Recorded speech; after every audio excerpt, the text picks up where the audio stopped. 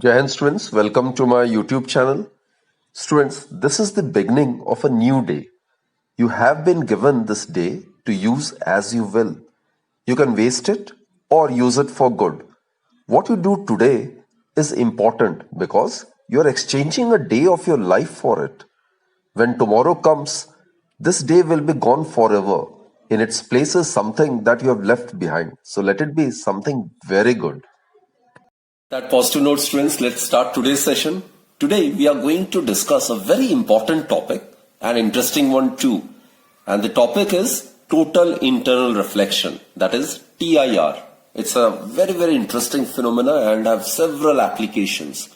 So in order to understand TIR, let us consider a surface XY. Suppose this is the surface XY.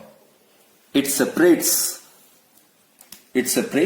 the rarer medium air from the denser medium water. Suppose this is A, which is air. It's the rarer medium. And let us consider this to be B. It is the denser medium, that is water. So this XY may be termed as an interface, right? XY is an interface.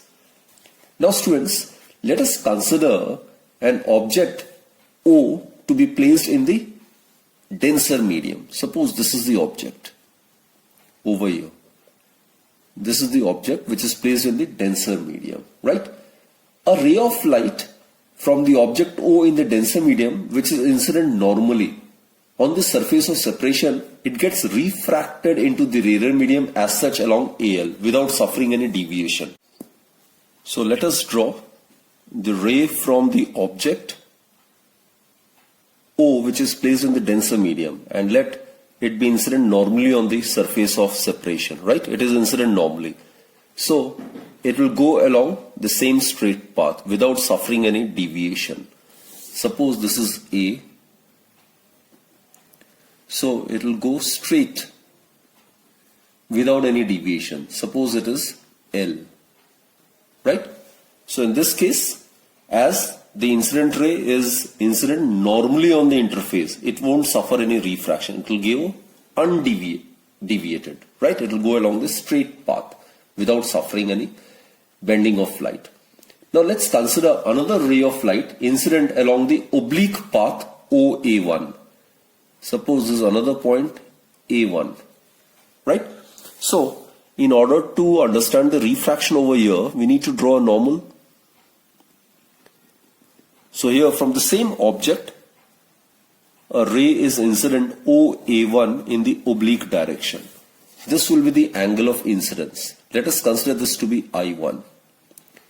Now here students, the ray OA1 is incident in an oblique direction, isn't it? And ray is traveling from denser to rarer. So definitely it will bend away from the normal. So it will get refracted and it will bend away from the normal. Say along A1, L1. So this angle is the angle of refraction. Obviously, angle of refraction in the rarer medium is greater than the angle of incidence in the denser medium. Clear, students?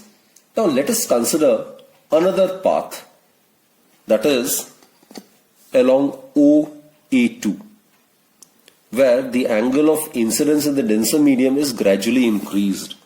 So here, if you want to study the refraction or bending of light, we need to draw a normal over here, like this. Normal, it is a perpendicular imaginary line which is perpendicular to the interface, right? So this will be the angle of incidence. Suppose I2. I2 is greater than I1. So accordingly, R2 would be greater than R1. So ray of light traveling from denser to rarer, it will bend away from the normal. So the angle of refraction will also increase. This is R2. So students, I2 is greater than I1. Accordingly, R2 is greater than R1. Because the ratio of sine of angle of incidence to the sine of angle of refraction for a given pair of media at a point must be constant, isn't it? So since I2 is greater than I1, which implies that R2 must be greater than R1. So as the angle of incidence in the denser medium is increased, the angle of refraction in the rarer medium also increases accordingly. Now student, suppose let's consider point A3, right? So here let's draw a normal over here. Suppose this is the normal. Now the angle of incidence is further increased, right? Now let us consider this to be the angle of incidence, I3. So I3 is greater than I2, while I2 is greater than I1, right? In this case, the angle of refraction will further increase, right? And a situation might come that for a particular angle of incidence, the refracted ray grazes along the surface of the interface, like this. This is the refracted ray. So the angle of refraction in the rarer medium becomes 90 degree. As we can notice, as the angle of incidence is increased, the angle of refraction here also goes on increasing till for a certain angle of incidence known as the critical angle, the refracted ray, it grazes along the surface of separation. That is, the angle of refraction in the rarer medium becomes just 90 degree. So this particular angle of incidence for which the angle of refraction in the rarer medium becomes 90 degree is known as the critical angle. It is represented by capital letter C, right? Now, if the angle of incidence is further increased, then let's see what will take place. Suppose this is point A4. And let us draw a normal at A4. And let us try to incident a ray from the object O at point A4. This is the incident ray. This will be the angle of incidence. Obviously here the angle of incidence I4, it will be greater than the critical angle, isn't it? This is the critical angle, right? This is obviously the angle of incidence which is greater than that of the critical angle. In this case, students, no refraction of light takes place. That is, there will be no refracted ray. A ray such as OA4 incident at an angle greater than the critical angle gets reflected along A4, B4 according to laws of reflection. That is, it will get totally reflected into the same medium, obeying the laws of reflection. So this is A4, B4 suppose. And if it is getting reflected, then the laws of reflection will be holding valid. So that is, angle of incidence should be equal to the angle of reflection. So whenever the incident ray is traveling in the denser medium and the angle of incidence at the denser medium is greater than the critical angle for the given pair of media, then no refraction of light takes place. Instead, the light gets reflected back into the same medium, obeying the laws of reflection. And the most important point, students, this light gets reflected without there being any loss in its intensity. 100% reflection takes place. This interesting phenomena is known as total internal reflection. So students, what we have discussed is, for total internal reflection to take place, the ray of light should travel from optically denser to the rarer medium, and the angle of incidence must be greater than the value of the critical angle for the pair of two media, right? Now before we discuss about the critical angle, let's watch this experiment related to total internal reflection. Let us perform a simple experiment so as to understand the phenomena of total internal reflection. So here what I've considered is, I've taken a semicircular glass block and a monochromatic source of light. For normal incidence, the ray of light remain undeviated. But as you can notice, the angle of incidence inside the glass block is increased gradually. The angle of refraction in the rarer medium also keeps on increasing, isn't it? So whenever the ray of light travels from denser to rarer medium, it will bend away from the normal. So as the angle of incidence is increased, the angle of refraction in the rarer medium also increases. And gradually an instant will come when, for a particular angle of incidence in the denser medium, the angle of refraction becomes 90 degree. That is critical angle. And students, if the angle of incidence in the denser medium is greater than this critical angle, then no refraction of light takes place. Instead, the light get reflected back into the same medium without there being any loss in the intensity. I mean, 100% reflection takes place. This phenomena of reflection of light, when the angle of incidence in the denser medium is greater than the critical angle and the light gets reflected without any loss in intensity, is known as total internal reflection. I hope students you have understood the concept of total internal reflection after watching this video, and I'll strongly recommend you all to perform this experiment yourself. You simply need to have a semicircular block and a source of monochromatic light, and you'll be easily able to perform this experiment, right? So let's try to recap what we have studied till now. So as I've stated, total internal reflection is defined as the phenomena of reflection of light that takes place when a ray of light traveling in a denser medium gets incident at the interface of the two media at an angle greater than the critical angle for the pair of media. And students, the most important point to be noted is that 100% reflection takes place, right?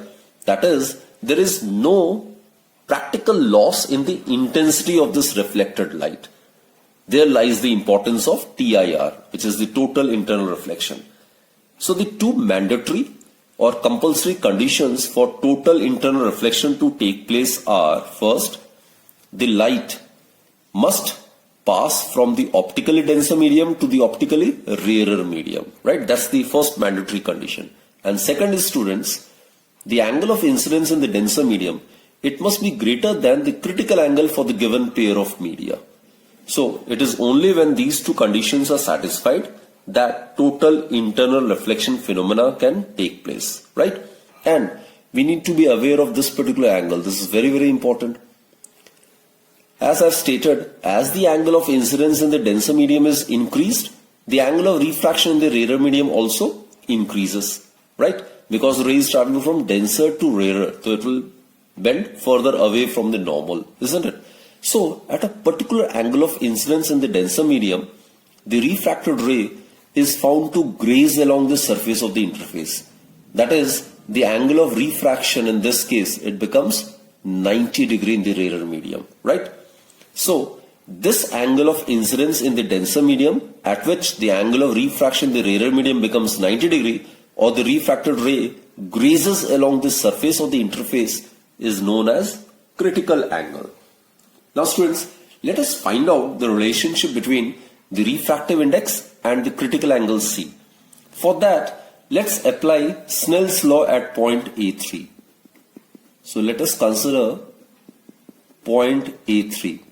Applying Snell's law, we are aware of Snell's law, the ratio of sine of angle of incidence to the sine of angle of refraction, suppose this is R3, right, is constant, and this constant is the refractive index of the medium in which angle of refraction lies. Angle of refraction is lying in air, that is A, with respect to the medium in which incident ray is traveling. Incident ray is traveling in medium B, which is water, right? It may also be written as 1 by refractive index of B with respect to A. So B is the denser medium, A is the rarer medium. If A is considered to be air or vacuum, then this becomes the absolute refractive index of the denser medium. Clear, students? Now, if the angle of incidence in the denser medium equals the critical angle for the given pair of media, then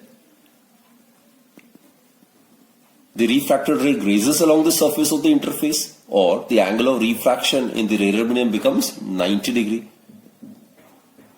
So when I3 is equal to the critical angle, then angle of refraction must be 90 degree. Therefore, students, substitute this value over here. So sine C divided by sine 90, it would be equal to 1 by mu. Sine 90 is 1, which implies that refractive index of the denser medium with respect to the rarer medium. If I write only mu, it means that I am talking about the refractive index of denser medium with respect to rarer medium. So it is equal to reciprocal of the sine of the critical angle. So this is the relationship between the refractive index and the critical angle for the given pair of media. So as you can notice, students, the critical angle does depend upon the nature of the pair of the media under consideration, right? For different pair of media, the critical angle would be different, right? It does depend upon the refractive index of the denser medium with respect to rarer medium. So this is again a very, very important relationship. Understood, students? The phenomena of TIR has got a lot of applications. The first of the many important applications is in the case of totally reflecting prisms. Yes, as the term suggests, in the case of totally reflecting prisms, the ray of light can be made to deviate through an angle of 90 degree, or it can be made to deviate a ray of light through 180 degree. So basically, it is an isosceles right angled glass prism. Isosceles right angled means one of the angle is 90 degree, the other two angles are 45 degree. So each of the other two angles is 45 degree. So it is known as isosceles right angled glass prism. Now students, these prisms can be used to deviate ray of light through 90 degree or 180 degree. And as I've told you, such a glass prism deviates the ray of light through 90 degree or 180 degree, making use of the phenomenon of total internal reflection. And likewise, such prisms are known as totally reflecting prisms, right? In the first case, what we'll do is, we will see that by making the light to fall on one side, or in this case, we will make the light to fall on the hypotenuse side, and then the ray of light may be deviated through 90 degree or 180 degree, right? So let's draw the ray diagram first. Now ray is made to get incident on the side. This is the side face, so it is made to incident normally. So as you are aware, students, if the ray of light is incident normally, then its path will remain undeviated, like this. Its path will remain undeviated. At this point, students, draw a normal over here. This is the normal. Now at this point, this is the incident ray, right? This angle is 90, 45. This angle would be 45 degree as per the angle sum property. Now this is normal. So this angle is 45 degree, means this angle of incidence over here would be 45 degree.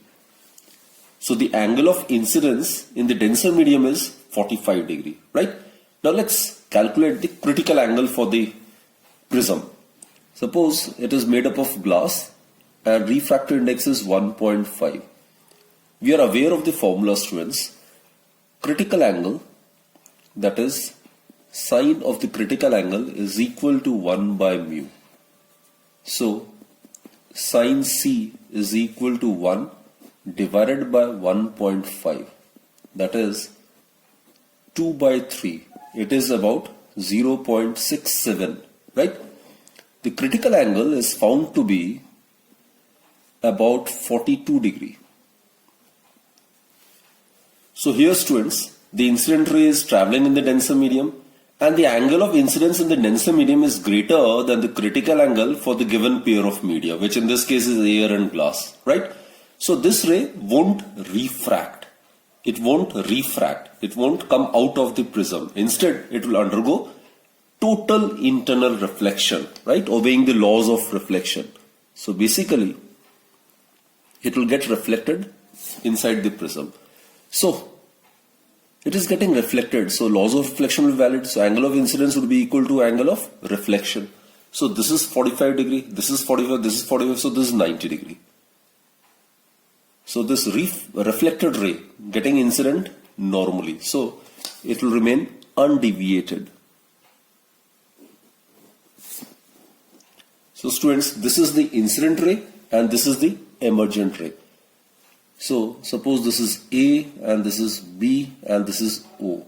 So AO is the incident ray and OB is the emergent ray, isn't it? So ray of light gets deviated through an angle of 90 degree. Here, one TIR takes place. One total internal reflection takes place, right? So by making the ray of light to fall on a side face, the ray of light may be deviated through an angle of 90 degree by making it to suffer total internal reflection once, right? Okay, now let's consider the other case. Here we are supposed to deviate the ray of light through an angle of 180 degree. For that, the ray of light needs to fall on the hypotenuse face, right? Like this. Suppose this is the incident ray. It is incident normally, so it will remain undeviated. This is 90 degree, this is 45 degree. So here let's draw a normal over here. This is the normal. This angle would be obviously 45 degree. So if you consider this ray is traveling in the denser medium, glass. And this is the angle which this incident ray makes to the normal. And this is the angle of incidence. Now angle of incidence is 45 degree while the critical angle for the pair of media is 42 degree. So angle of incidence being greater than the critical angle, here the ray will not come out of the prism. It won't refract. Instead it will get internally reflected into the prism itself, right? So it will suffer TIR, total internal reflection, like this. Obviously this angle would be equal to this angle. It is 45 degree. Here again students, let's draw a normal over here. This is the normal, represented by dotted lines. Now this is the incident ray traveling in the denser medium. This is the angle of incidence. It would be obviously 45 degree, isn't it? This is 90, 45, 45. So this angle would be also 45 degree. Again here, the angle of incidence in the denser medium is greater than the critical angle for the given pair of media. So again, this ray won't refract. Instead, it will get reflected back into the same medium. Like this. So this angle would be also 45 degree. This is 45, so this remaining angle is 45, 45, this would be 90 degree. For normal incidence, it will remain undeviated. So this is A, this is B, this is suppose C, and let us consider this to be D. So the ray of light getting deviated through an angle of 180 degree, right? And here the key point is, in this case, the ray of light suffers total internal reflection twice at points B and at point C. Now students, by deviating a ray of light through 180 degree, totally reflecting prisms are used in prism binoculars to produce an erect image or to correct for lateral inversion. And also, one more important point is that by making use of reflecting prisms, there is no need to silver a prism, isn't it? There is absolutely no need for any sort of silvering. And one more point, students. In case we make use of a mirror, it can also be used to deviate the ray of light through either 90 degree or 180 degree. But by making use of a silvered plane mirror, it always absorbs some light. Even in a very, very good mirror, the reflection of light is about only 90 to 95%.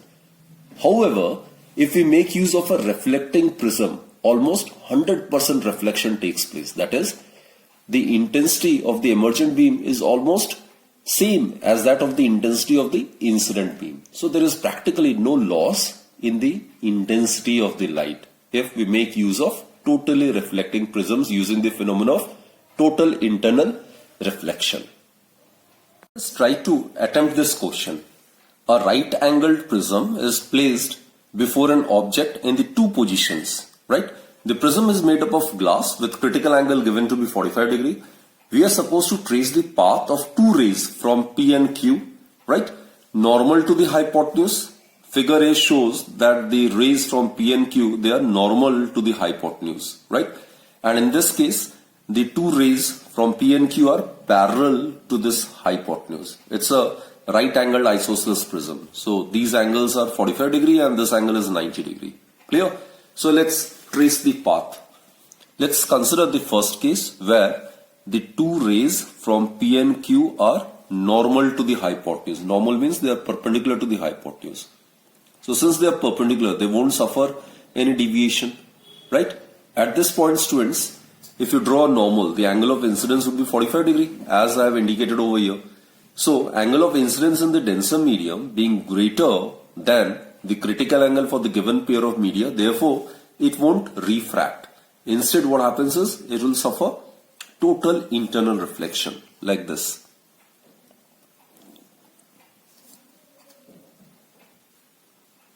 So it will suffer total internal reflection over here. Similarly, at this point, due to the fact that angle of incidence in the denser medium is greater than the critical angle, it won't refract. Instead, it will undergo total internal reflection.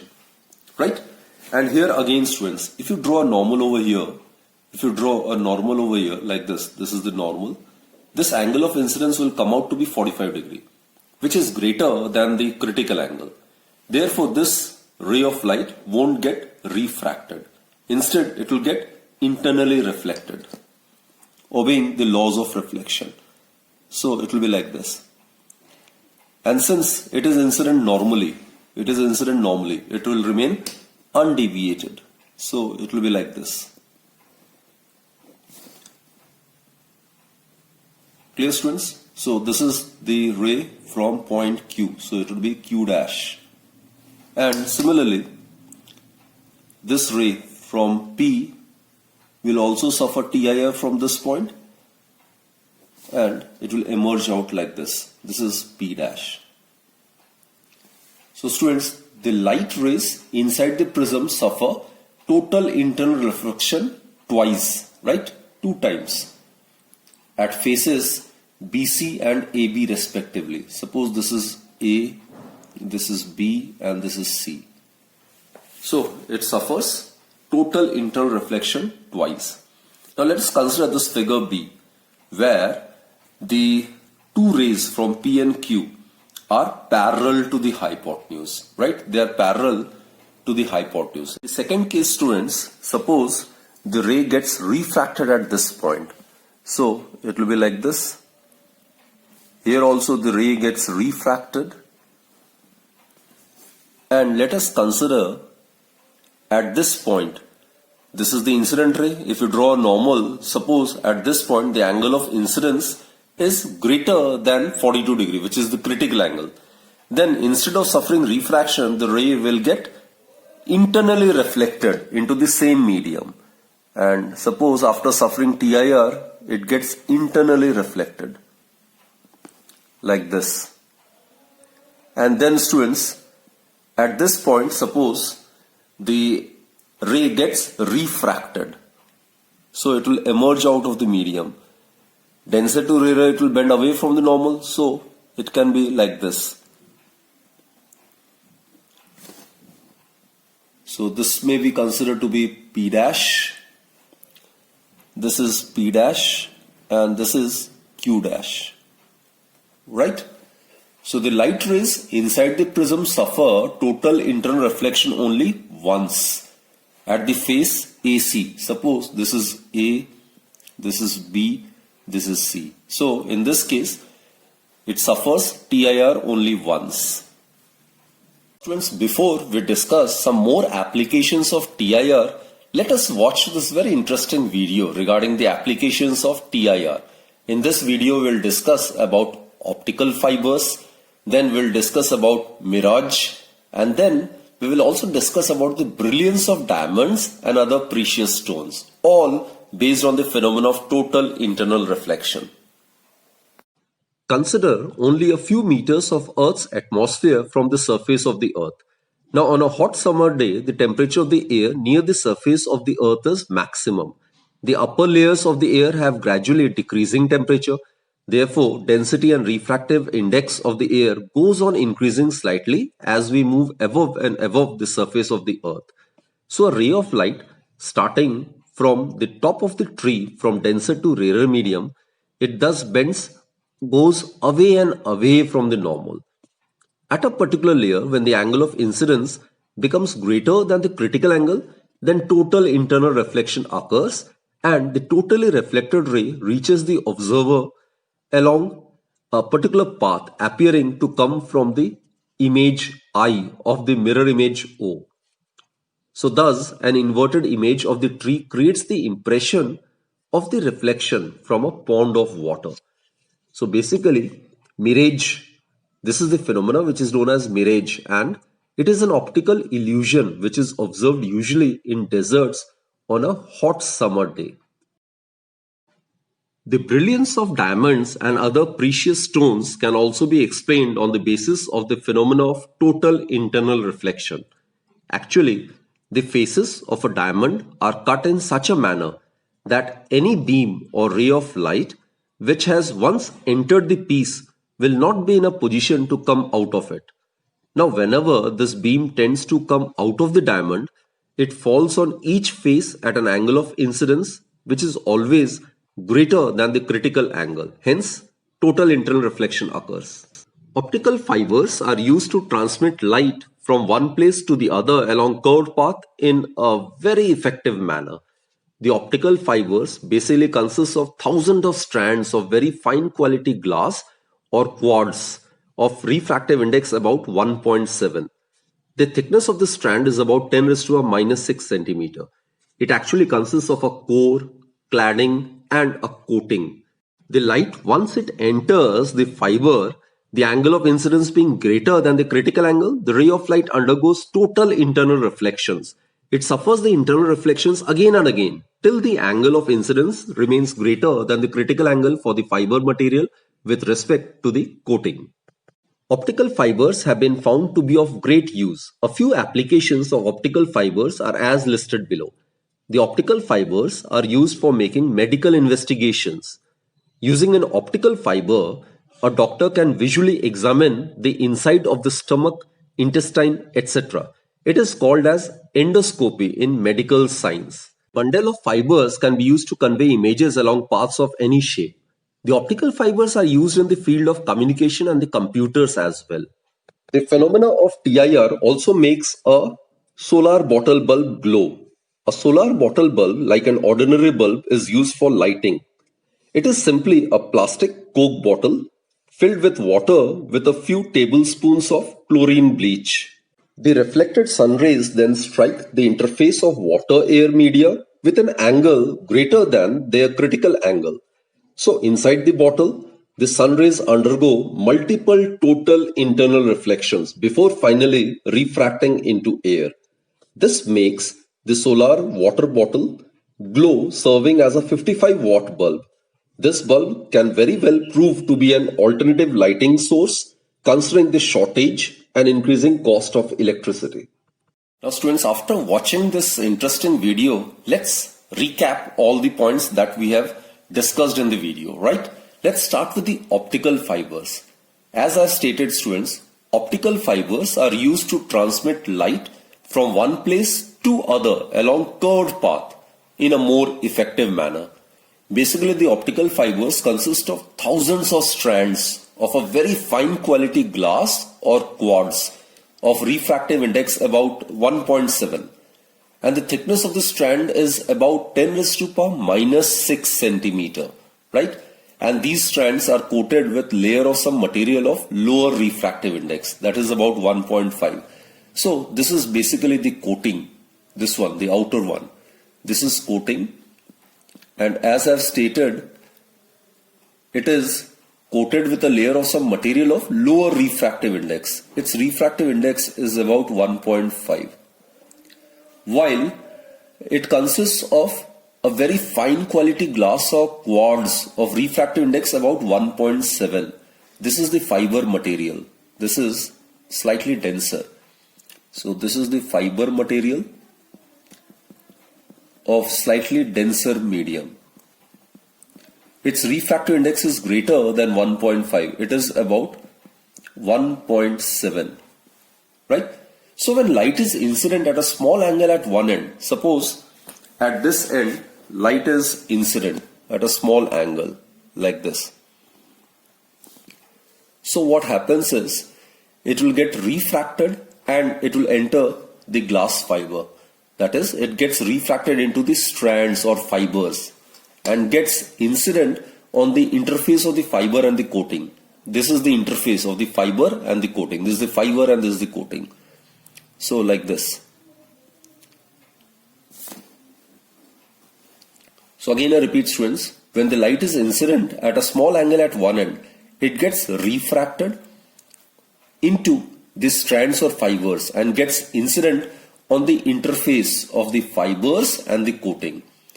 Now here, if you draw a normal over here like this, if this angle of incidence, which is in the denser medium, is greater than the critical angle, then what happens is this ray won't get refracted. Instead, it will get reflected into the same medium like this. So here it is suffering total internal reflection. Clear, students? So it suffers the internal reflections again and again till the angle of incidence remains greater than the critical angle for the fiber material with respect to the coating. So it will be like this. It will suffer total internal reflections again and again. So this is the second TIR over here. And then finally,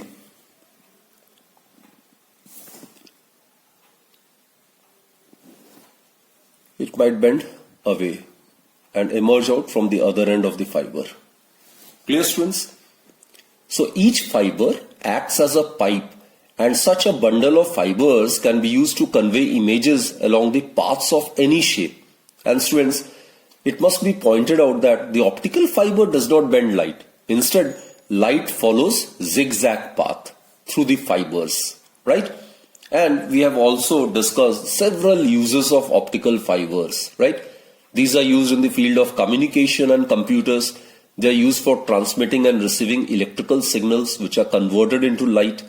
Then we have discussed the optical fibers can also be used in the form of refractometers and used to determine the refractive indices of liquids. The optical fiber sensors have also been used to measure temperature and pressure. And the optical fibers in the form of photometric sensors are used for measuring the blood flow in the heart. They are also used for transmitting the optical signals and the two-dimensional pictures. So there are several applications of optical fibers. So basically, optical fibers are used to transmit light from one place to other along the curved path in a more effective manner. And time and again, as I've suggested and as I've told you, that the best advantage and the most important advantage of using this phenomenon of TIR is that here 100% reflection takes place. That is, the absorption of light is almost negligible. So the light get reflected with 100% intensity. There is practically very small loss in the intensity, right?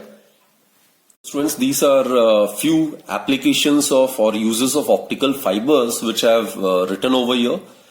As we have discussed, they are used in the field of communication and computers, and most importantly, it has got medical applications. It's used in endoscopy, where using optical fiber, a doctor can visually examine the inside of stomach, intestine, etc. Right? And as we have discussed, it's also used in the form of photometric sensors, so as to measure the blood flow in the heart, and also in the form of refractometers.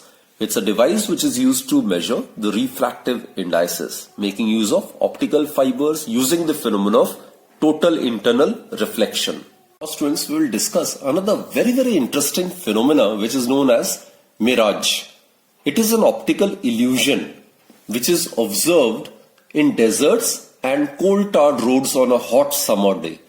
The object, such as this flagstaff, it will appear to be inverted to an observer, and it will give impression to the observer as if there is a pool of water due to this formation of inverted image of this particular object. So this phenomena, which is actually an optical illusion which occurs due to the total internal reflection, is known as mirage, right? Now basically, this is suppose a flagstaff, and these are the imaginary lines, right? Imaginary lines. So basically, due to intense heat on a hot summer day, what happens is the surface of the earth, this is suppose the surface of the earth, it becomes very hot, and the temperature of the air near the surface, it is maximum. And the temperature of the other layers, as we go up, the temperature of the other layers goes on decreasing as one goes up, right? So temperature over here, suppose this represents temperature. So this is suppose the temperature. So temperature over here is maximum, and as we go up, the temperature get reduced, right? Now what happens is the density as well as the refractive index of the air also increases slightly for higher layers. Obviously, temperature here being maximum, the separation between the air molecules will be very large, isn't it? And where temperature is minimum, the molecules will be much closer. Therefore, the density is much less in the layer which is closest to the surface. So, in case we represent the density or the refractive index, suppose this represents the density or refractive index, then for the upper layer it will be maximum, and for the layer which is closest to the surface, the density and the refractive index would be minimum. Clear, students? So therefore density as well as refractive index of the air increases slightly for higher layers. Now suppose this is the object. When a ray of light traveling from point O of a flagstaff passes through air of gradually decreasing refractive index, so therefore it will get refracted more and more away from the normal, isn't it? I'll show it with the help of a diagram.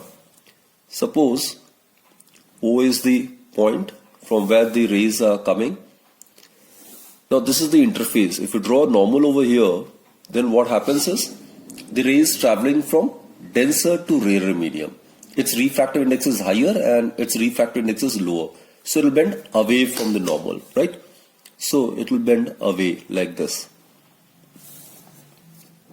It will bend away from the normal. Here again, if you draw a normal over here, between these two layers, the refractive index of this layer is higher as compared to the refractive index of this layer. So again, this ray of light is coming from denser to rarer. So it will still bend further away from the normal, right? It will be like this. It will bend further away and away from the normal. So an instant will come when the angle of incidence will become greater than the angle of the critical angle between the two given pair of the media. At that instant, no refraction of light takes place. Instead, the light will get reflected, right? Again, I repeat, students, at a layer, when the angle of incidence becomes greater than the critical angle, then total internal reflection takes place. So as a result, what happens is, it will be like this. It will get reflected back like this. So when this ray enters the observer's eye, it will appear as if this ray is coming from a point somewhere over here. Because as per the observer, he perceives the light to be following a straight path, isn't it? So here, the inverted image of the flagstaff would be obtained like this. So it will give the impression to the observer as if there is a pool of water due to which this inverted image of this flagstaff is formed, right? So ultimately, when the ray reaches the eye of the observer, it appears to be coming from a point I. This is suppose point I. And hence an inverted image of the tree produces the impression of reflection from a pool of water. So this phenomena, which is actually an optical illusion, is known as mirage.